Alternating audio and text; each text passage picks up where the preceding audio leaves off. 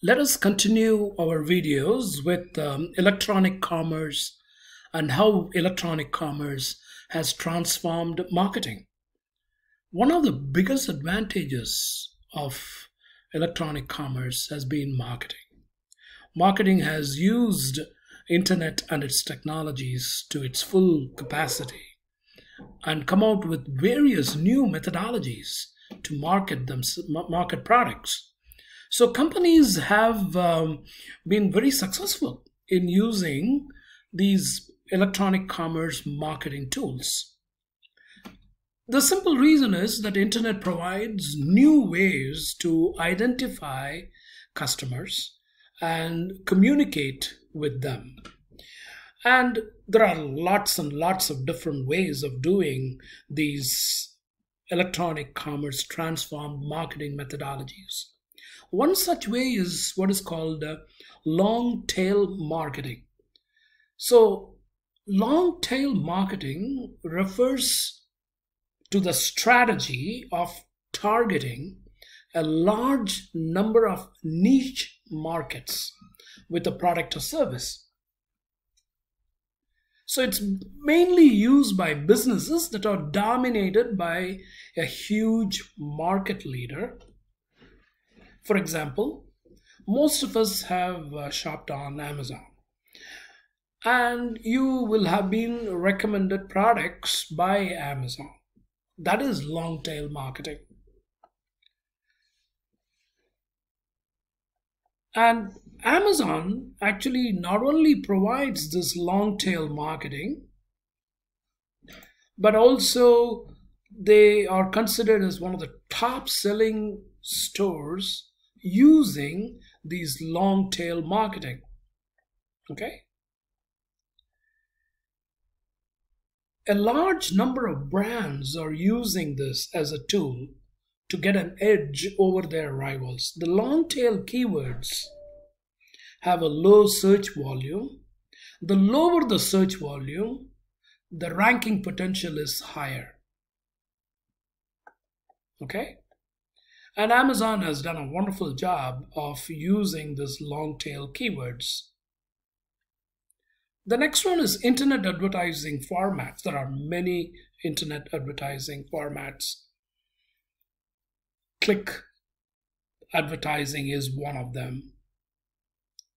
Behavioral targeting is tracking online behavior of individuals. So if an individual goes to Amazon and then looks at a product and then gets out and looks at another product, if there is a relationship between these two, they will be pronounced in the Amazon's website to say, hey, this person has bought this person has bought this, some people else have bought this, and how to put everything together so that the customer who is searching for something gets more and more products to buy based on the behavior, on their behavior.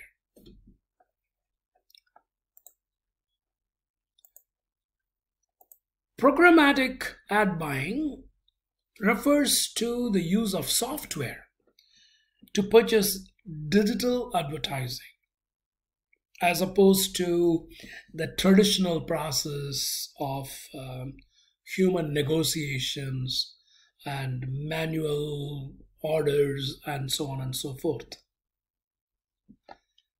An example of this programmatic marketing is, or programmatic ad buying is Audi. So when Audi, the car, was preparing to launch its new customizable vehicle, the Q2, the company wanted to personalize the marketing piece of it. So they wanted to create an ad campaign using technology or using internet. So Audi worked with Google to join all the problems and all the advantages and disadvantages and touch points, and then used it for analyzing the data so that they can come out with a good way to do programmatic ad buying. So for instance, a car configurator on a brand website allowed the customers of Audi to digitally customize their dream car.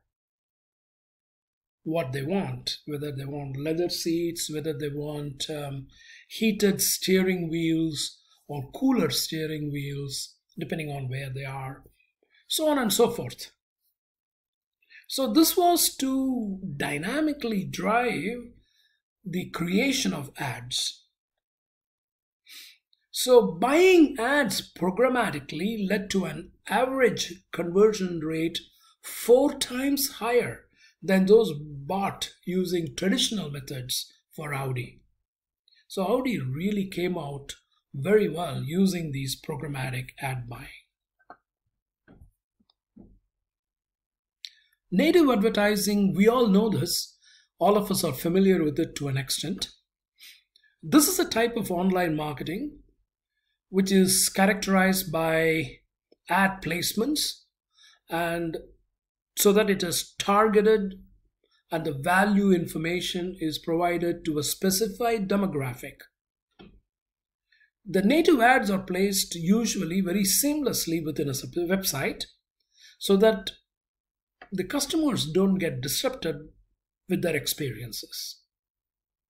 So it can be in between paragraphs, it do not apply like a traditional ad, so on and so forth.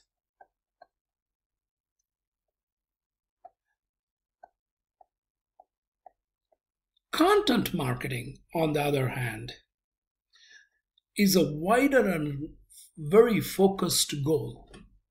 Content marketing provides valuable knowledge of products and services to raise brand awareness while targeting a specialized group of potential customers.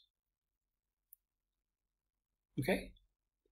The process generally includes content assets, videos, guides, newsletters, technical papers, white papers, blogs, and all these are part of content marketing. It is actually a very valuable and a very powerful tool because customers can actually understand the product much better.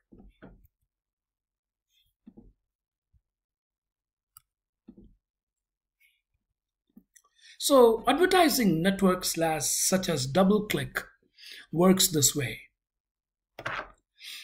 So you have you're the consumer, right? And a consumer requests a web page, or it comes once you come to the web page, the DoubleClick follows the consumer from site to site using tracking programs. So the consumer goes to the merchant site. The merchant site connects to the DoubleClick ad server, and the DoubleClick ad server called doubleclick.net. It works with the user profile database, and it reads the cookie and checks database for profile and brings it back to the customer. And also the ad server selects and serves a particular banner ad based on the customer's profile. So this is the important part of it, how the ad server selects and serves an appropriate banner ad to a particular customer based on what the intentions of the customers are over a period of time, because they can get it through these profile databases. That is the power of these DoubleClick. Of course, social e-commerce and social network marketing has been a big factor in marketing. The features of social e-commerce are news feeds, and these are also called RSS news feeds, timelines, social sign-ons, shopping collaboratively, notifications from networks, social search through recommendations. Going back to the newsfeed, the RSS. RSS stands for